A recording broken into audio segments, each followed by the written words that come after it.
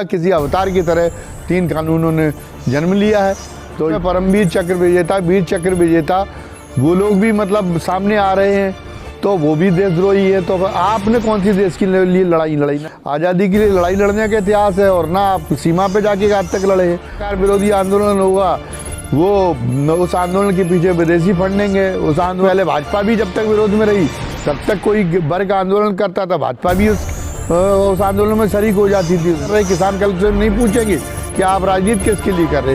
राजनीति तो किसानों के लिए, मजदूरों के लिए, आम आदमी के लिए कर रही सारी पार्टियां। तो जब किसान विपक्ष के जो नेता हैं वो जनता के लिए कि वास्तव में जमीन पर आ नहीं पा रहे, क्या लगता है? नमस्कार, मैं शैलेंद्र प्रताप और आप देख रहे हैं पब्लिक पावर। आज हमारे साथ वरिष्ठ पत्रकार केपी सिंह जी हैं। तो सर नमस्कार। नमस्कार। अभी जो सरकार ने 3 कानून बनाए हैं किसानों के ऊपर, किसान अपनी जिद पर अड़े हैं कि ये कानून सरकार वापस ले, तो क्या लगता है आपको कि ये फ़ायदेमंद होंगे किसानों के लिए कि नहीं? असल में किसानों ने इन कानूनों के संबंध में कोई मांग तो की नहीं थी। पहले से सरकार ने भी माहौल नहीं बनाया कि सरकार पहले से बताती है, गोष्ठियाँ आयोजित कराती, सेमिनार कराती, जिनमें ये पता चलता कि जो वर्तमान व्यवस्थाएं हैं वो किस तरह से हानिकारक है, और नई व्यवस्थाएं जो लागू करना चाहती सरकार वे किस तरह से किसानों के लिए फ़ायदेमंद होंगी।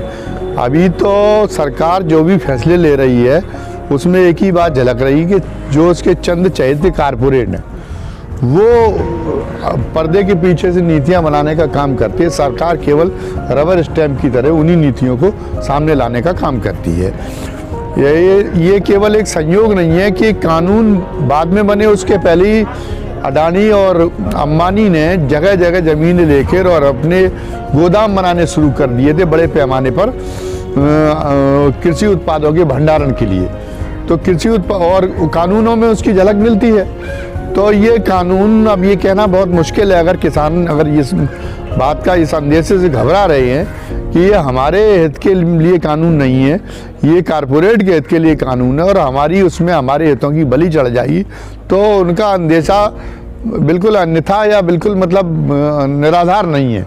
वो अन्यथा वो के पीछे ठोस ज़मीन है उनके अंदेशे के पीछे। और सरकार को अगर वो किसान ये कह रहे हैं कि सारे कृषि कानून जो नए पारित कराए सरकार ने, लागू किए हैं, उनको निरस्त करके और हमसे चर्चा करने के बाद में और नए सिरे से, हम भी कृषि सुधारों की के विरोधी नहीं है, तो नए सिरे से कानून बनाए तो सरकार को ये बात उनकी जायज़ है। पहले जिस वर्ग के लिए आप कानून बनाते हैं, जो स्टेक होल्डर हैं, जो हितधारक हैं, उन हितधारकों से आपको बात करनी चाहिए कि हम कानून बना रहे थे, तो आपने उनसे बात तो की नहीं और कानून आपने एकदम उन पे तो उनके अंदर थोप दिया। किसी अवतार की तरह 3 कानूनों ने जन्म लिया है। तो ये कानून अगर वो मांग कर रही तो हम नहीं समझते सरकार इसमें अधर्मता है। किसानों की कोई अधर्मता नहीं। लोग ये भी कह रहे हैं कि जो किसान हैं वो विपक्ष इनको मजबूर कर रहा है कि आप धरना दीजिए। जहाँ देखा जाए कि किसानों को ये भी कहा गया आप कांग्रेसी हैं, खालिस्तानी हैं, पाकिस्तानी हैं, और इस तरीके से ये माहौल बनाया जा रहा है। ये लोकतंत्र के लिए क्या हानिकारक है? मैं आप अगर जिनने इतनी बड़ी लड़ाइयाँ लड़ी उसमें परमवीर चक्र विजेता, वीर चक्र विजेता वो लोग भी मतलब सामने आ रहे हैं, तो वो भी देशद्रोही है। तो आपने कौन सी देश के लिए लड़ाई लड़ी? ना तो आपका आज़ादी के लिए लड़ाई लड़ने का इतिहास है, और ना आप सीमा पे जाके आज तक लड़े हैं। जो लोग सीमाओं पे लड़े हैं वो भी तो किसानों के साथ भागीदारी कर रहे हैं, वो भी तो कह रहे हैं कृषि कानून रद्द कर दीजिए। ये मतलब इस ढंग के हर कानून के बारे में ये कहना, हर विरोध के बारे में ये जो ट्रेंड बना लिया है, ये रिवाज बन गया है कि जो भी सरकार विरोधी आंदोलन होगा वो उस आंदोलन के पीछे विदेशी फंड देंगे, उस आंदोलन के पीछे विदेशी शक्तियाँ हैं। और राजनीतिक दल तो, किसानों ने अपना आंदोलन पहले शुरू किया है, राजनीतिक दल तो पहले भाजपा भी जब तक विरोध में रही तब तक कोई वर्ग आंदोलन करता था, भाजपा भी उस आंदोलन में शरीक हो जाती थी। राजनीतिक दल क्यों शरीक नहीं होंगे? तो इसी के लिए काम कर रहे। किसान कल से नहीं पूछेंगे कि आप राजनीति किसके लिए कर रहे? राजनीति तो किसानों के लिए, मजदूरों के लिए, आम आदमी के लिए कर रही सारी पार्टियां। तो जब किसान आंदोलन करेंगे तो वो दल क्यों नहीं आएंगे? आप सत्ता में, अगर आप सत्ता में नहीं होते, आज किसी दूसरी पार्टी की सरकार होती तो आप भी किसानों के साथ खड़े होते। तो इसमें कौन से कलंक की बात है, इसमें कौन सा बुरा बात है, इसमें आपत्ति करने की क्या बात है। लेकिन आंदोलन की शुरुआत किसानों ने खुद की है, उसके पीछे कहीं नहीं था और राजनीतिक दल श्रेय लेने की कोशिश कर रहे हैं, लेकिन किसान उनसे दूरी बनाए हुए हैं। अभी भी उनको अपना झंडा बैनर लेके नहीं आने दे रहे हैं, वो अभी भी बैनर उनके उतरवा देते, तो इन बातों का कोई सार नहीं है। इन लोगों का ये भी कहना है कि कुछ मतलब उत्तर प्रदेश के और भी जो किसान हैं और भी प्रदेश हैं, वो किसान अभी तक नहीं पहुंच पाए हैं। सिर्फ कुछ ही जो चुनिंदा लोग हैं जो अभी पहुंचे हैं प्रदेश, जैसे हरियाणा है या पंजाब का किसान है। अरे हरियाणा और पंजाब की सीमाएं दिल्ली से लगती हैं। अब गुजरात के भी कई जिलों में आंदोलन हुए, अब ट्रेनें चल नहीं रही हैं, वहाँ से ट्रैक्टर लेके तो किसान वहाँ पहुँच नहीं सकते सिंधु बॉर्डर पे। वहाँ पे तो जो समीपवर्ती जिले हैं वहीं से लोग पहुँच सकते हैं। तो ये कैसे कह रही ये लोग सरकार वाले के वहाँ आंदोलन नहीं हो रहा। तेलंगाना में भी आंदोलन हो रहा है, सब जगह किसानों के समर्थन में आंदोलन हो रहा है। लेकिन आज जो पहले कोरोना के पहले जैसी यातायात की सुगम व्यवस्थाएं थी, आज वो पहुँचे कहाँ से, आज कैसे पहुँचेंगे वहाँ दिल्ली तक। आज उनके पास पहुंचने के कोई साधन नहीं है। नहीं, अगर अपने निजी वाहन लेके निकलेंगे तो आप पकड़ लेंगे, उसके अलावा इतना ज़्यादा खर्चा है। आपका जो सबसे मजबूत राज्य है गुजरात, वहाँ पे भी तो वहाँ की भी तो खबरें चल रही हैं। वहाँ का किसान अपने स्तर पे आंदोलन कर रहा है। देश के हर हिस्से का किसान आंदोलित है, हर हिस्से का किसान आशंकित है। दिल्ली और हरियाणा की भागीदारी, इसलिए हरियाणा की पंजाब की भागीदारी इसलिए ज़्यादा है, और वो लोग सिंधु बॉर्डर पे मुख्य रूप से वही किसान है। सब जगह के बाकी सब जगह से किसानों के प्रतिनिधि पहुँचे, क्योंकि उनकी सीमाएँ दिल्ली से करीब लगती हैं, तो इसलिए वो आ जा सकते हैं। बाकी सुदूर जगह के लोग किसान आ जा नहीं सकते, उनके प्रतिनिधि आते हैं। जैसे मध्य प्रदेश से सुनीलम पहुँचे, तो इस तरीके से कई सब जगह से प्रतिनिधि किसानों के पहुँचे। जहाँ एक और देखा जा रहा है किसानों के लिए कॉर्पोरेट मीडिया ज़्यादातर निगेटिविटी दिखाना चाह रही है, और जो कॉर्पोरेट घराने उनको लेकर बहुत बढ़ाते हैं कि ये देश को आगे बढ़ाएंगे, और उसमें अंतर भी बता देते हैं। तो इसमें क्या लगता है आपको? नहीं, कॉर्पोरेट मतलब बीच में लोगों की क्रय शक्ति घटी है, इसीलिए तो मार्केट डाउन हुआ। और जो कारपोरेट सरकार के चहेते हैं, इतनी मंदी रही, इतना कोरोना काल रहा, उनकी कई गुना संपत्ति बढ़ गई। तो उनकी संपत्ति बढ़ने से आम आदमी के जीवन स्तर में कौन सा सुधार हो रहा है? आप उनकी कारोबारी सुगमता के लिए किसानों के, मजदूरों के हितों को बलि में चढ़ा देंगे, आम आदमी के हितों को बलि पे चढ़ा रहे, उनकी तो कोई भलाई हो नहीं रही। आम आदमी की तो क्रय शक्ति में कोई इजाफा हुआ नहीं है, वरना मंदी नहीं आती अगर आम आदमी की क्रय शक्ति में इजाफा होता। और उनकी जब मंदी थी तो उन पर भी मंदी का प्रभाव होना चाहिए था।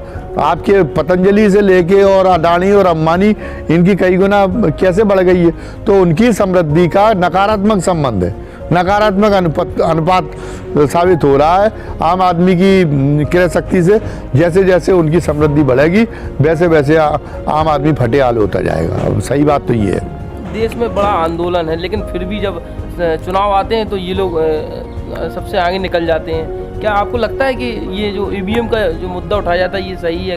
नहीं, ईवीएम के मुद्दे के पीछे भी बात ये संयोग नहीं हो सकता। केवल हैदराबाद नगर निगम के चुनाव को छोड़ के जहाँ जहाँ पे भी बैलेट पेपर से वोटिंग हुई है, वहाँ पे भारतीय जनता पार्टी को उतनी सफलता नहीं मिल पाई जितनी ईवीएम के जरिए चुनाव से मिलती है। जैसे समाजवादी पार्टी भी एक अच्छी ताकत बन के उभरी, अभी विधान परिषद के चुनाव में स्नातक और शिक्षक क्षेत्र में हुए, जबकि उपचुनाव में उसको पराजय का मुंह देखना पड़ा, क्योंकि उपचुनाव जो विधानसभा के हुए थे उनमें ईवीएम मशीनों का इस्तेमाल होता था। तो ईवीएम को लेके जो शंकाएँ हैं, अभी ये कोई चले गए थे सज्जन, वो विदेशों में जाके उन्होंने प्रेस कॉन्फ्रेंस की, उन्होंने कहा कि मैं भी उस टीम का हिस्सा रहा हूँ जो ईवीएम में गड़बड़ी की थी। चुनाव आयोग ने पता नहीं उसको क्यों संज्ञान में नहीं लिया चुनाव आयोग में। और दूसरी बात यह है कि इन्होंने माइंडसेट को इस बीच में बदला तो है ही।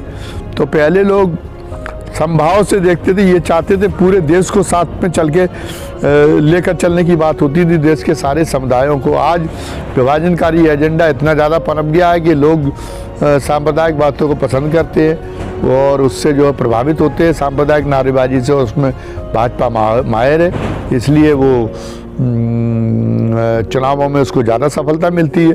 लेकिन ये कुल मिला के दूरगामी दृष्टि से ये बड़ा खतरनाक है। जिस तरीके से औरंगजेब के बाद मुग़ल साम्राज्य, औरंगजेब का जो कट्टर राज्य था, उसके बाद मुग़ल साम्राज्य की चूल्हें हिल गई थी, विदेशी और शासन आ गया था, अंग्रेज़ों ने कब्जा कर लिया था देश पे। कहीं ऐसी परिस्थितियाँ फिर पैदा ना हो जाए।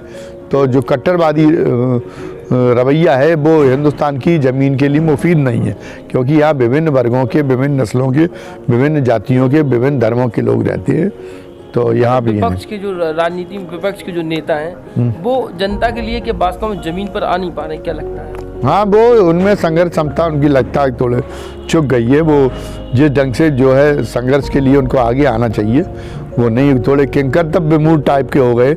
लगातार हार ने उनको काफ़ी उनके अंदर निराशा भर दिया है, वो अवसाद भर दिया है, तो इसलिए वो उस तरीके से काम नहीं कर पा रहे। हालांकि बिहार में जो हुआ, बिहार में 28 साल के लड़के ने, तेजस्वी ने जो चमत्कार किया और 20 सीटें संदेहास्पद स्थिति में कम से कम भाजपा और उसके गठबंधन ने जीती हैं, वरना उन जगहों पे अगर 20 पे परिणाम अगर निष्पक्ष अगर होते तो तेजस्वी की सरकार भी बन गई होती।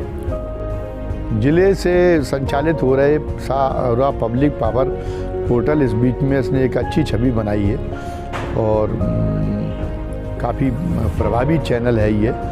तो अगर आप निष्पक्ष पत्रकारिता को आगे देखना चाहते हैं तो पब्लिक पावर को आप निश्चित रूप से सब्सक्राइब करें, ताकि आपको इसके जो नए नए प्रोग्राम हैं उनकी जानकारी मिलती रहे। और ये जो नौजवान पत्रकार हैं, शैलेंद्र प्रताप जिसको संचालित कर रहे हैं, वो नौजवान हैं, उनके अंदर जज्बा है और उनकी पूरी टीम के अंदर बहुत जज्बा है, तो वो बहुत बेहतर तरीके से इसका संचालन कर रहे हैं। इसके लिए शुभकामनाएं व्यक्त करता हूं और अपेक्षा करता हूं कि आप भी उनकी हौसला अफजाई करेंगे। धन्यवाद सर, पब्लिक पावर में आने के लिए आपको बहुत बहुत